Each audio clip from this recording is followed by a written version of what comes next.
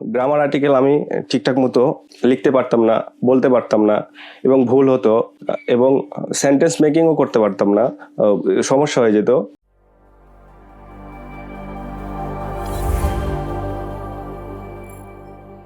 আসসালামু আলাইকুম, আমি মোহাম্মদ মিজানুর রহমান।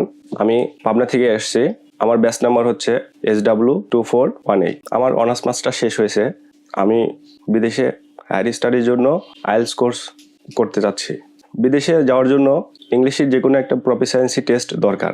আমি বেছে নিয়েছি আইএলটিএস। এখন আমি কেন টেক পার্ক ইনস্টিটিউটকে বেছে নিলাম? আমি আশেপাশে আমার এলাকার দু একজনের কাছ থেকে কথা বলছি। তো দু একজন এখানে কোর্স করেছে এবং ডে কেয়ার কোর্সটা খুব ইম্প্যাক্ট ফেলছে যারা দুর্বল। আমি গ্রামার বেসিক এবং স্পোকেনে খুব দুর্বল, এর জন্য আমি ডে কেয়ার কোর্সটা বেছে নিয়েছি। আর আশেপাশে আরও দু এক জায়গায় খোঁজ করে দেখেছি, তো অনেকেই বলছে যে টেক পার্কে যারা কোর্স করে তাদের মধ্যে বেসিক কোর্সটা করলে আইএলটিএস-এর অনেক কিছুই এর মধ্যে ইনক্লুডেড থাকে, অনেকটা আগায় যেতে পারে আইএলটিএস-এ। এর জন্য আমি টেক পার্ক ইনস্টিটিউটকে চুজ করেছি। আমি টেক পার্ক থেকে যেটা শিখতে পারলাম সেটা হচ্ছে যে আমার গ্রামার আর্টিকেল আমি ঠিকঠাক মতো লিখতে পারতাম না, বলতে পারতাম না, এবং ভুল হতো, এবং সেন্টেন্স মেকিংও করতে পারতাম না, সমস্যা হয়ে যেত। ভার্ব খুঁজতেও সমস্যা হয়ে যেত।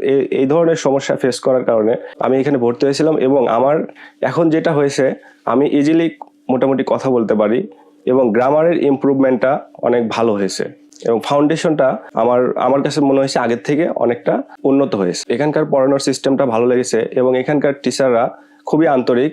ক্লাস শেষে আমাদেরকে টিচাররা এক্সট্রাভাবে সময় দেয়, যে যাতে আমরা প্রতিদিনের ক্লাসটা প্রতিদিনে ভালোভাবে শিখে যেতে পারি।